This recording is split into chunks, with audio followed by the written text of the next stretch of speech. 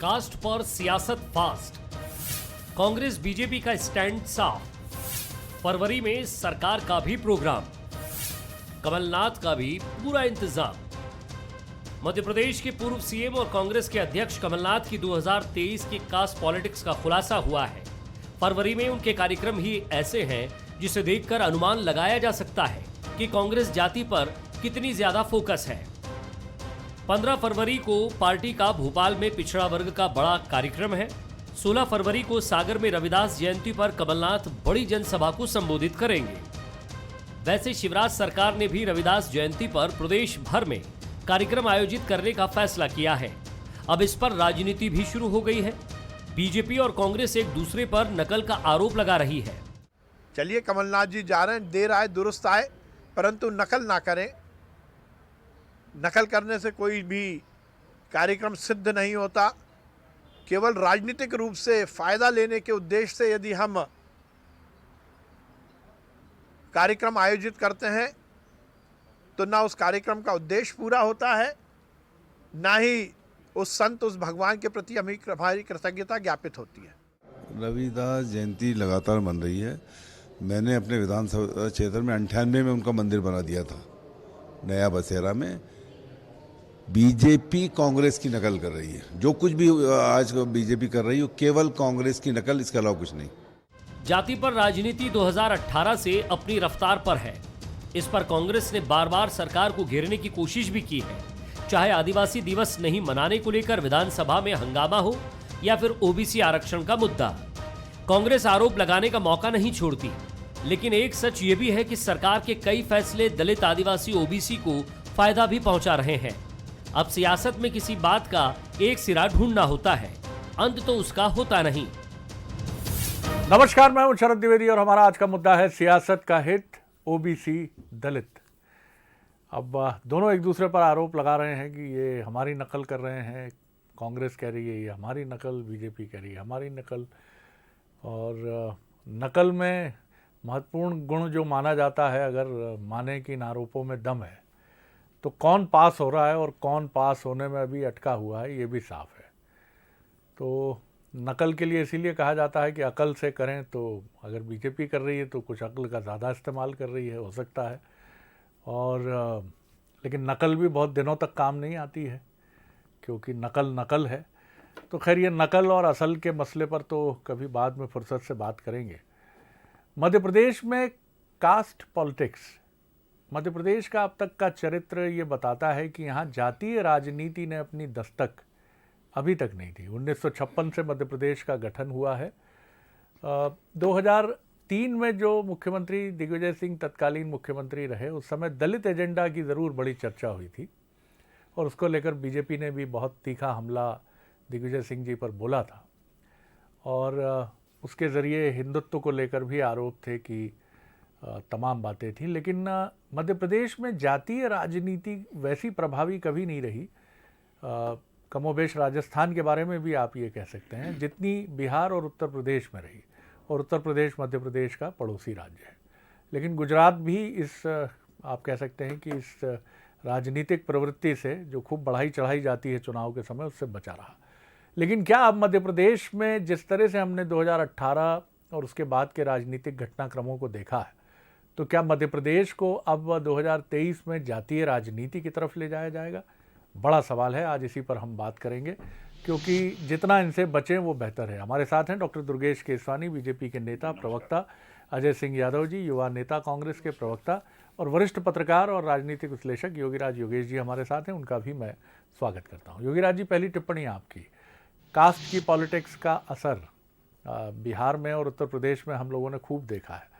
मध्य प्रदेश में भी अब संत रविदास जी का नाम निश्चित तौर पर दोनों ही पार्टियां बहुत गरिमा और सम्मान से लेती हैं, लेकिन उसके पीछे के उद्देश्य को भी समझना बहुत आवश्यक है।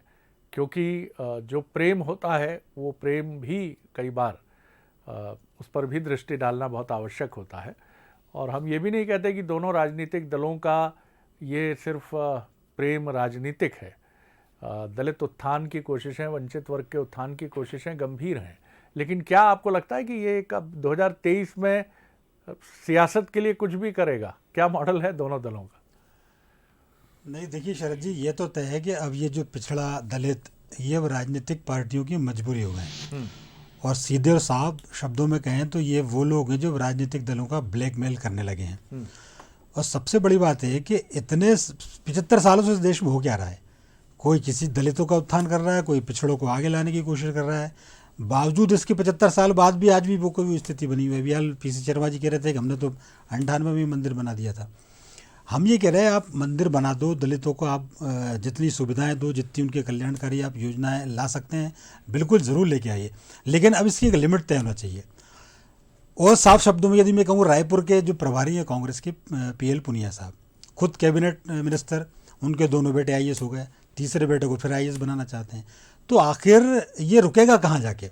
और ये कांग्रेस का ही मामला नहीं, बीजेपी में सेम कंडीशन चाहिए, क्योंकि ये इतना ज़्यादा, जिसको अपन कहें ना कि एक समय ऐसा था जब पिछड़ी जातियाँ या अन्य जातियाँ अपने उत्थान के लिए खुद डिमांड करती थी कि हमारे लिए ये व्यवस्था नहीं, हमारे लिए एजुकेशन की व्यवस्था होनी चाहिए, हमारे लिए सामाजिक उत्थान की व्यवस्था होना चाहिए, ये डिमांड आती थी। अब तो सरकार जबरन में डिमांड पूरी कर रही है। OBC आरक्षण को लेकर हमने देखा सुप्रीम कोर्ट चिल्ला के कह चुकी कि 50% से ज़्यादा आरक्षण किसी भी हाल में नहीं होने देना चाहिए, लेकिन लगे हुए राजनीतिक दल वो इस बारे में लगे हुए कि नहीं पहले कौन करता है, और फिर श्रेय लेने में लगे रहते हैं। तो आप कहीं ना कहीं आपको एक जगह रोकना पड़ेगा, एक मॉडल आपको क्रिएट करना पड़ेगा। आखिर हर बार सुप्रीम कोर्ट क्यों दखल दे? और सुप्रीम कोर्ट यदि रोकता भी है तो फिर संसद से ऐसे कानून पारित करवा दिया जाता है। लेकिन वो मॉडल वोट कैसे देगा योगीराज जी? असली बात तो वही है। वो मॉडल तो युगों युगों तक शायद आपका नाम भी अमर रखेगा कि नहीं, सियासत में तो उसमें भी खामियां ढूंढ ली जाती हैं। जी, यही तो असली इसका खेल है, क्योंकि जिसको लग रहा है 52% पिछड़े हैं तो 22% दलित हैं तो 20% 23-24% OBC, तो इनको कोई भी अपने हाथ से गंवाना नहीं देना चाहते। और पूरी पॉलिटिक्स आप देख लो, सारे राजनीतिक दलों की कवायद ये 4-5 जो सेक्टर हैं, पिछड़े, दलित, किसान, गांव, गरीब, कल्याण, इसी के पीछे घूम रही हैं। तो एक मॉडल सिचुएशन आप बनाएं, भले ये नेचुरल है कि आपको सत्ता में आना है और बगैर इनके आजकल मुझे तो लगता नहीं पॉसिबल है, तो आप काम करें, लेकिन अब थोड़ा सा उस पर आपको दीगर फैक्टर भी सोचने चाहिए। बिल्कुल सही कहा अजय जी। क्या वो सुबह कभी आएगी जब आपका घोषणा पत्र कहेगा कि मध्य प्रदेश बीजिंग से टक्कर लेने जा रहा है? इतने उद्योग घराने, इतने उद्योगपति आ चुके हैं, इनको लाने की तैयारी हमारी है। चाहे सरकार हमारी अभी नहीं है, लेकिन हम मौजूदा सरकार को भी सहयोग कर रहे हैं और हम सब कटिबद्ध होकर पूरे प्रयासों से लगे हैं कि जल्दी ही जो लीडिंग दुनिया का मोबाइल ब्रांड है उसका उत्पादन आदिवासी बहुल झाबुआ जिले से होने लगे। आएगी सर वो सुबह कि हमेशा बात करेंगे इन्होंने मंदिर बनवाया, हमने ये किया, उन्होंने वो किया। जी देखिए शरद जी, आपने बहुत अच्छी बात कही और मैं यहीं से शुरू करूंगा। देश के आदिवासी बहुल पिछड़े जिले छिंदवाड़ा को छिंदवाड़ा मॉडल का नाम हमारे नेता कमलनाथ जी ने दिया, तो उनकी सोच विकास की है, तरक्की की है, उनकी सोच सभी वर्गों को आगे लाने की। और वो दिन भी आएगा जब झाबुआ मॉडल, अलीराजपुर मॉडल पूरी दुनिया में पहचाना जाएगा, जब 2023 में कमलनाथ जी के नेतृत्व में आएगी। झाबुआ और अलीराजपुर के लिए कमलनाथ जी भी तो चाहिए। बिल्कुल, जैसे ही मध्य प्रदेश में 5 साल के लिए कमलनाथ जी को मौका मिलेगा, अलीराजपुर और झाबुआ का मॉडल भी मध्य प्रदेश में आएगा। लेकिन साथ में सामाजिक वर्गों की चिंता करना भी हमारा दायित्व है। हम इसको स्वीकार करते हैं कि समाज के वंचित वर्ग, चाहे आदिवासी हों, चाहे दलित वर्ग हों, चाहे पिछड़े वर्ग हों, इनको आगे लाने की दिशा में कांग्रेस पार्टी ने प्राथमिकता से काम किया है और हम आगे भी करते रहेंगे, ताकि इन वर्ग के लोगों को ज्यादा आगे लाया जा सके और समाज की मुख्य धारा में आ सकें। आजादी के बाद दलित आदिवासियों को आरक्षण के माध्यम से, अन्य सुविधाओं के मामले में हम आगे लाए। मध्य प्रदेश में पिछड़ा वर्ग आरक्षण हमने दिया। आज भी जब भाजपा सरकार आदेश जारी करती है तो उसमें लिखती है 8 मार्च 2019 के आदेश के परिपालन में 27% नियुक्तियां दी जाएं, तो वह 8 मार्च 2019 कमलनाथ सरकार का आदेश था। रही बात संत रविदास जी की जयंती का, तमाम तरह के संत किसी वर्ग के नहीं होते, किसी जाति के नहीं होते, वो तो सभी के प्रेरणा स्रोत होते हैं। हम सब प्रेरणा लेते हैं। वर्ष 2020 में जब कमलनाथ जी मध्य प्रदेश में मुख्यमंत्री थे, दीनदयाल जी की भी आज हम दीनदयाल जी को भी श्रद्धांजलि अर्पित करते हैं। जो भी समाज में महान व्यक्तित्व रहे, जिनने योगदान दिया है, उन सबके लिए हम श्रद्धा का भाव रखते हैं। उसमें कोई दो राय नहीं है। दूसरी बात, रविदास जी की जयंती का ऐसा ही कार्यक्रम 2 साल पहले 2020 में भी सागर में में मनाया गया था तब कमलनाथ जी मुख्यमंत्री थे और सागर को 20,000 करोड़ की सौगातें दी थी। गोविंद राजपूत जी उस समय कहते थे कि ऐसे विकास पुरुष दोबारा नहीं मिले। हम सभी वर्गों की राजनीति करते हैं। चलिए मैं लौटता हूं आपकी तरफ, लेकिन आपने संतुलित होकर अपनी बात कही है, ये अच्छा जेस्चर है। उसी परंपरा को आगे बढ़ाएंगे। डॉक्टर दुर्गेश केशवानी, ऐसा दबाव नहीं है सर, आप मतलब अपनी मर्जी से कहाँ अपने सफ़र के हम हैं। जी जी, निश्चित रूप से शरद जी, जो आपने अपेक्षा की है उसी पे ही आगे बढ़ेंगे। भारतीय जनता पार्टी की सरकारें सबका साथ, सबका विकास और सबका विश्वास, जो माननीय मोदी जी का मूल मंत्र है, उसको लेके हम आगे बढ़ते हैं। और निश्चित ही आज पंडित दीनदयाल उपाध्याय जी की पुण्यतिथि है। मैं उनको अपनी तरफ से श्रद्धा सुमन अर्पित करता हूँ। और जो पंडित जी का सपना था कि अंतिम पंक्ति में बैठे अंतिम व्यक्ति को कैसे लाभ मिले, निश्चित रूप से जो अंतिम पंक्ति में बैठा है उसको मुख्य धारा में कैसे लेके आए, उसके लिए हमारी सरकारें काम करती हैं, प्रयास करती हैं। आपने देखा होगा कि मध्य प्रदेश की सरकार ने, देश की सरकार ने अनेक जन कल्याण की योजनाएं लेके आए हैं। चाहे लाडली लक्ष्मी योजना हो जाए, तीर्थ दर्शन योजना हो जाए, उसमें अगर लाभ रहीम को मिलता है तो राम को भी उतना ही लाभ मिलता है। तो निश्चित रूप से उस तहजीब ने, सरकार सबके लिए काम करती है और हमारी सरकार निश्चित ही जो अंतिम पंक्ति में बैठा है उसको कैसे मुख्य धारा से जोड़ा जाए उसके लिए काम करती है। रही बात विजन की, जो आप उद्योग की बात, ताली पिटाऊ टाइप का भाषण देने की कोशिश की थी कि मध्य प्रदेश को बीजिंग बनाने की कोशिश, यहाँ से दुनिया का लीडिंग मोबाइल ब्रांड, थोड़ी तवज्जो उस पर भी चाहूंगा।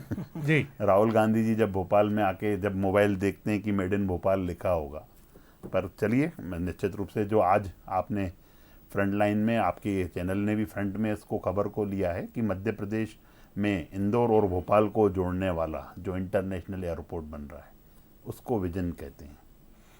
वो चीज़ जब मध्य प्रदेश में स्थापित होगी, इंदौर क्योंकि व्यावसायिक राजधानी है, उद्योग आएंगे, व्यापार बढ़ेगा, टूरिज्म को बढ़ावा मिलेगा और रोजगार बढ़ेगा इस चीज़ से लेकर।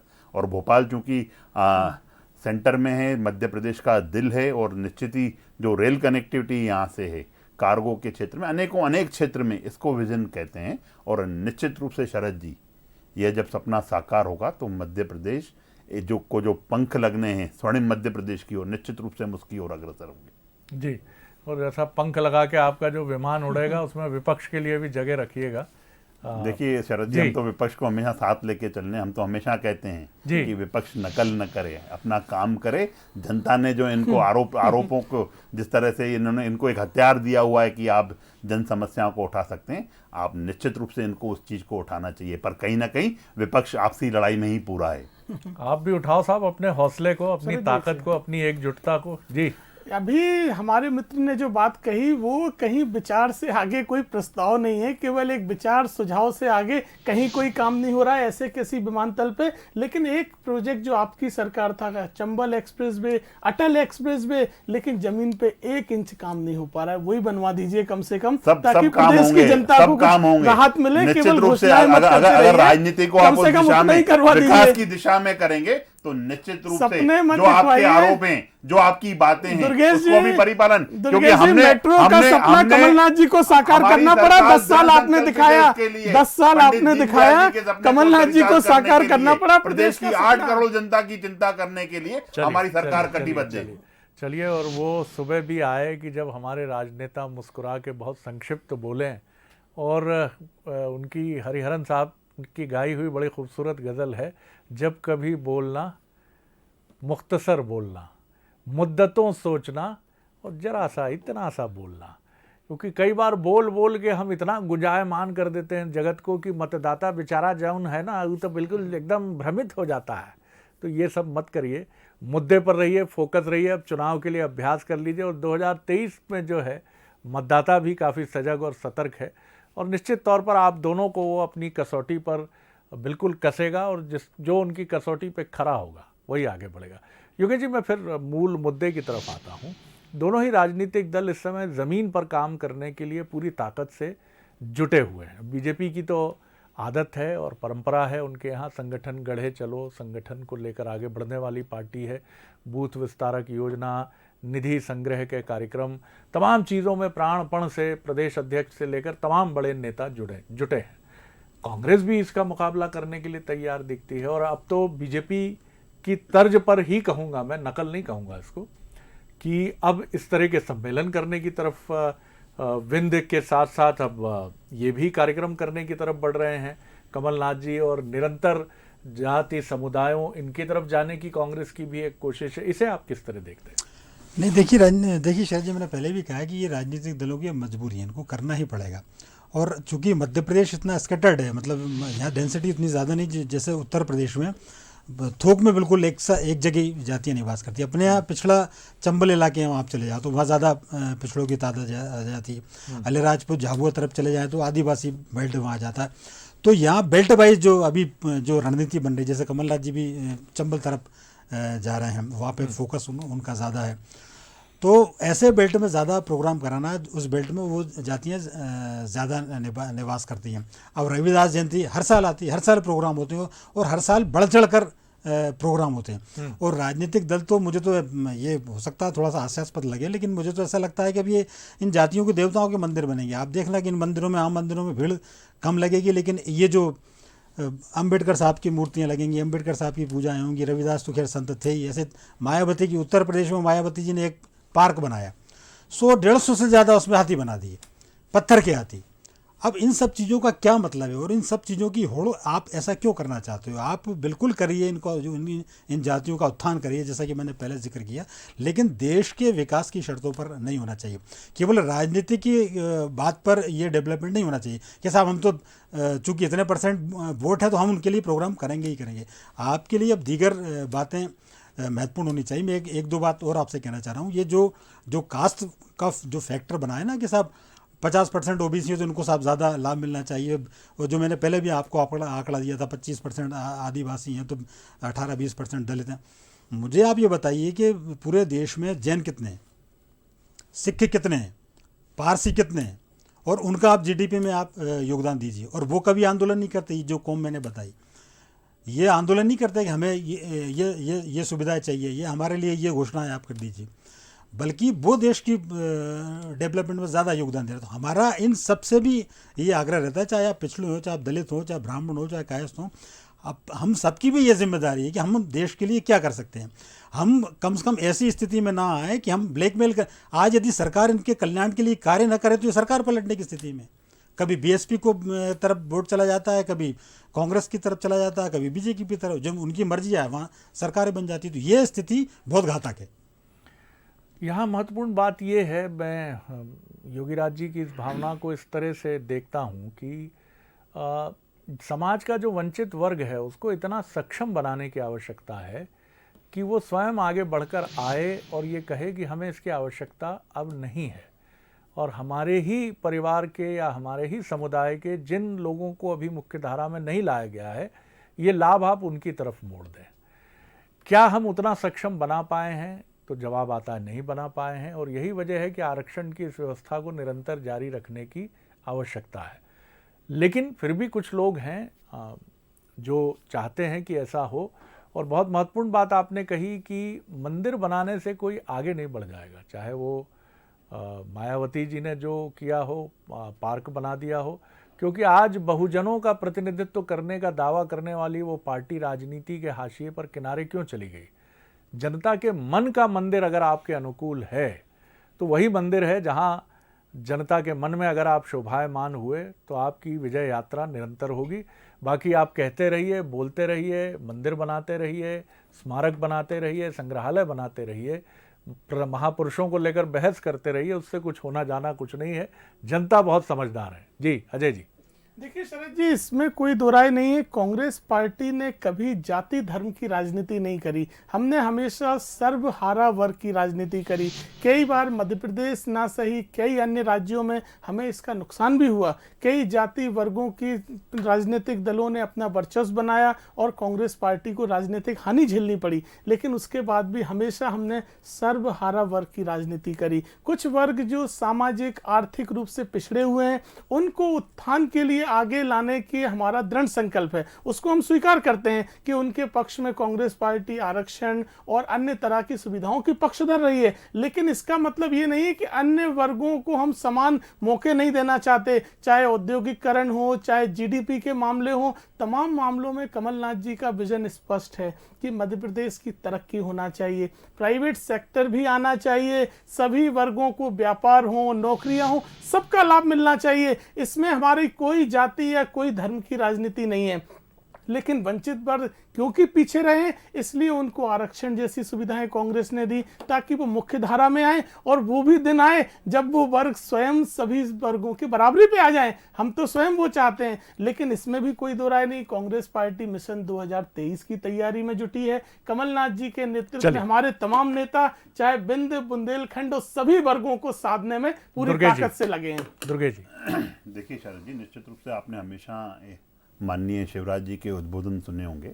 उसमें हमेशा वो एक बात कहते हैं कि मध्य प्रदेश मेरा मंदिर है, जो जनता है, जो आपकी बात, आपने भी उस बात को, उसी को बढ़ा रहा हूँ मैं, जो जनता है वो मेरी भगवान है, अगर कोई पुजारी है तो शिवराज सिंह चौहान है। निश्चित ही 8 करोड़ जनता की चिंता, उनके लिए कैसे, उनके लिए हर चीज़ आपने देखा होगा, अभी कोरोना काल में ही होगा, तो माननीय मुख्यमंत्री जी 22 घंटे काम कर रहे थे, हर चीज़ को मॉनिटरिंग करना जनता के हित के लिए। वो सदैव, आपने उनका कनेक्शन भी देखा होगा, आप भी एक प्रोग्राम कवर कर रहे थे अभी चुनाव के समय, तो आप वो मैंने देखा था, आप भी उस बस में थे। तो कैसे जनता से मिलना, कैसे जनता से कनेक्ट होके उनके दुख में, उनके दर्द में, उनके तकलीफ में कैसे खड़ा रहना, ये माननीय शिवराज जी करते हैं। और यही कारण है कि आज 17 साल से वो सरकार में, और बाकी जो कांग्रेस के प्रवक्ता साथी बैठ के आरोप लगा रहे हैं। मध्य प्रदेश की जनता ने यह भी देखा कि कमलनाथ जी कैसे एक कम्युनिटी के साथ बैठ के वोटों की बात कर रहे हैं कि हमें इतना मिलना चाहिए। कांग्रेस सिर्फ और सिर्फ सत्ता के लिए काम करती है कि एन केन प्रकरण सत्ता हमारी आ जाए, हम काबिज हो जाए, और उसके बाद भी अभी आपने खुद कहा कि कमलनाथ जी बोलते हैं, तो मैं उन चीजों में आप ही की बात कह रहा हूँ, आप ही की बात। हम सबका साथ सबका विकास को लेकर हम आगे बढ़ते हैं, और निश्चित ही अनेक योजनाएं, और जो वंचित हैं, जैसा योगीराज जी ने भी कहा, निश्चित रूप से जो वंचित हैं उसको कैसे मुख्य धारा में लेके आके उसके लिए कैसे और योजनाएं बनाई जाए, इसके लिए हमारी सरकार सदैव से ही प्रयासरत है। शरद जी, बिल्कुल ठीक बात है, और होना भी चाहिए। और आप दोनों के पास तर्कों की और तथ्यों की इतनी धारदार अपील होनी चाहिए कि तलखी उसमें घुल के बह जाए। और रामायण धारावाहिक के संवाद की तरह मैं देखना चाहूँगा टेलीविज़न की डिबेट्स को कि हमारे दुर्गेश जी कह रहे हैं, मेरे प्रिय मित्र, मैं आपकी बात से असहमत हूँ, लेकिन इतना अवश्य कहूँगा कि बीजेपी एक ऐसी विचारधारा की पार्टी है। और उधर से अजय जी भी मुस्कुराए, वाह मेरे मित्र ने अद्भुत बात कही है, लेकिन मैं इनसे विनम्रता से असहमति व्यक्त करता हूँ। काश वो दिन भी हम देखें, ये कटुता हटे, छटे और मुद्दों पर आधारित बातचीत हो। योगीराज जी, फिर अगर हम लौटें मध्य प्रदेश की धरा पर, मध्य प्रदेश, दोनों ही पार्टियों के पास अभी काफ़ी टाइम है, और दोनों ही पार्टियों की स्थितियां एक जैसी राजनीतिक दृष्टि से इस तरह हैं कि दोनों के पास एक ऐसा नेता है जो जिसको आप कह सकते हैं अनचैलेंजेबल है। शिवराज जी चौथी बार के मुख्यमंत्री हैं, पार्टी एकजुट है, उनके साथ खड़ी है, और सेना नायक के तौर पर वो निर्विवाद हैं। कमलनाथ जी भी एक ऐसे सेना नायक हैं जिनको मध्य प्रदेश की राजनीति में बतौर मुख्यमंत्री चेहरा आए हुए अधिक समय नहीं हुआ है, लेकिन वो भी निर्विवाद हैं और अनचैलेंजेबल इसलिए हैं कि उनके आगे कोई बोल ही नहीं सकता है। वो दिग्विजय सिंह जी को भी कहते हैं दैट इज़ ट्रू, तो दिग्विजय सिंह जी को सर ही हिलाना पड़ता है कि हाँ sir you are right, boss हमेशा सही ही होता है। तो ये आप दोनों ही पार्टियों के पास टाइम है, नेतृत्व मजबूत है, और दोनों ही दल ये मानते हैं कि असली भिड़ंत तो इन्हीं के नेतृत्व में दोनों ही पार्टियों के नेताओं और रणनीतिकारों का मानना है। ऐसे में 2023 का दृश्य आपको बहुत रोचक दिखता? नहीं, बिल्कुल बेहद रोचक है साहब। वो इसलिए भी इंटरेस्टिंग है कि आप देखिए, मुझे हो सकता है ये कोई बहुत बड़ी बात नहीं, कि दोनों के लिए एक तरह से ये अंतिम चुनाव है। ये मतलब ये मेरा आकलन है, ये मैं उसको फाइनल नहीं मान रहा, क्योंकि आने वाले चुनाव इन दोनों का भविष्य तय कर देंगे। कमलनाथ जी और ये दोनों इतने पके हुए, इतने मजे हुए नेता हैं कि राजनीति में जो अचीवमेंट्स कमलनाथ जी को पाना था वो पा चुके हैं। इवन शिवराज जी भी एक तरह से अब अपने रोज़ पे हैं। बिल्कुल हो सकता है, ये तो अपन ने समय तो नहीं देखा कि वो आगे कितना जाएंगे, लेकिन ये इन लोगों के लिए 80% ये अपना राजनीतिक जीवन पूरा कर चुके हैं।